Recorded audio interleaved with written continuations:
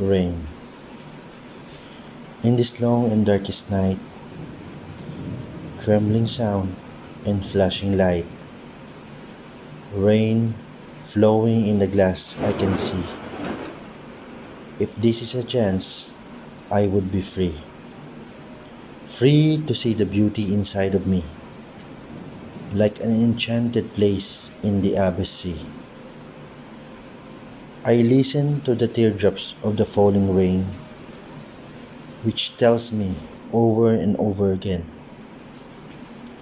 if only I can change its transparent color, or count it one by one, for me it's an honor. With countless pieces in my hand, falling in the ground like a sand, I can feel it passing through my skin, but I can't remember from where do I begin. From where do I start believing, when in the eyes of others all of these are nothing?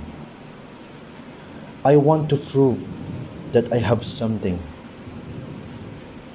That is why I still keep on dreaming, even against a billion teardrops fall. I will never ever neglect my only call, rain.